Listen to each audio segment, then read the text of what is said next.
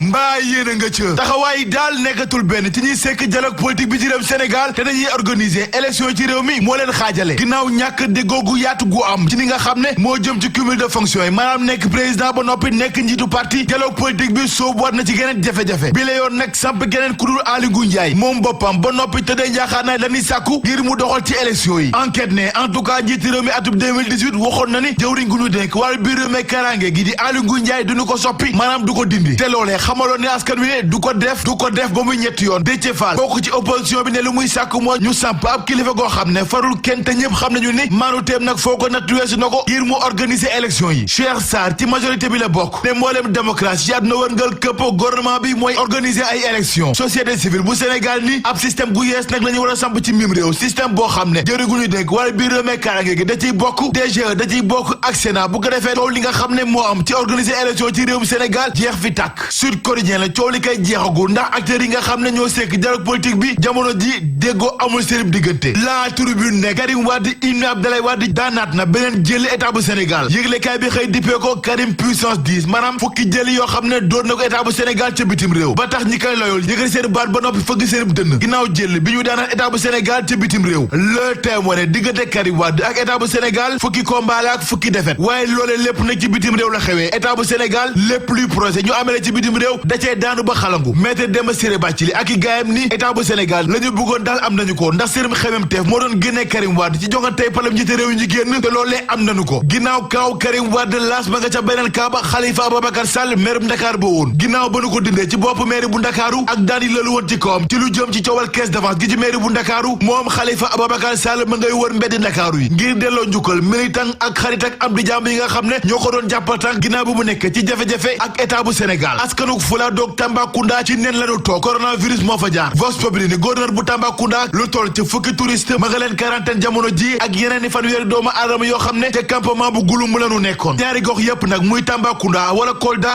Institut Pasteur bu Ndakaar lu ñuy xaar ginnaaw ay résultats yi nga xam ne danañ ko biral ni ki tey jii yi nga xam ne dañoo njotees ni dañoo amee jàngoro coronavirus le témoin ne Sénégal ci nen la toog rax ci doolu ñett ñi nga xam ne ñu ngi amoon bi lay jàngoro tey la ñuy gindee seen mu ëllëg ci àllarba gi ngir xam ndax wér nañ ping am déet yéglekaay bi xëy fësal bataaxalu njiité réew Macky Sall ak Idrissa Seck borom réew mi yi ñu jagleel doomi Sénégal yéen nekk ci bitim réew l'observateur ne jàngoro coronavirus gi nag doxkat yi ñoo gën a exposé ci mbir yi taxawaay bi nga xam ne kilifay réew mi amee nañ ko ci étudiants yi nga xam ne ay doomi Sénégal lañu nekk ca Wuhan lii moo metti ba fu metti yam doomi Sénégal yi ci réew mi enquête ne Sénégal nag jamono ji ay koppar lay wër te soxla na lu toll ci benn milliard ak xaaj Diop ISEG tey lañ koy defeere jamono joojee nag Dieynaba Baldé di ki koy tuumal dina jàkkaarloog procureur de la République tey ji critique ne Mariam Diagne démb lañ ko jébal boromam ca sëg ya nekk ca caaxi kaw ginnaaw mbooloo mu takku dikk gunge ko ci këram gu mujj yëglekaay bi ne démb daal naqar ak tiis moo fës ci xar kanamu ñi nga xam ne ñoo dikkoon ci dëj bi l'observateur ne Assane Gueye mooy waa ji ñu tuumal ni moo faat Mariam Diagne dugguleet muy dem ci kaso bi ndax jaaroon na fa yëglekaay groupe Futurs Médias bi yamu ca ndaxte nee na Cheikh Faye mi nga xam ne mooy borom këru Mariam Diagne jël na plainte lal ko ci ndoddal Assane Gueye Cheikh Gueye ne la gënoon a fort ci man lañu dindi yëglekaay bi dañu xamal ne Cheikh Faye doomu général Wali Faye la ñu bàkku jëm ci làmb ji fekk fa Sitor Ndour ak i gaay mi nga xam ne CNG da leen dàq ci làmb gi ci réew mi Alioune Sarr mii nekk jiitu CNG la ñu war a dàq ci biti ndax Alioune Sarr dàq ñu ko muy dàqaate yëglekaay bi dañu xamal ne kuréelu arbitre yi ci réew mi tey jii ci ngoon danañu amalab ndaje seen diggante Gris Bordeaux Tigre de Fass la ñu fekk ci sunu làmb muy sàkku ci Alioune Sarr ñu tëbal ko ci bopp CNG rax ci Tigre de Fass bi yamu ca ndaxte nee na la am ca CNG dictature dëgg la te li war na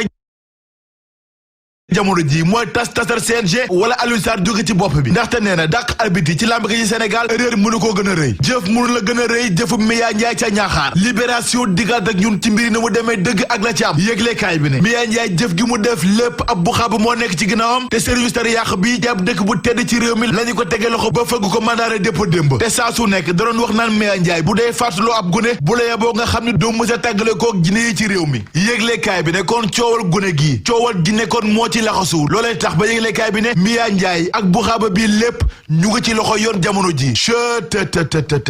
mais da ngay seet loolu rek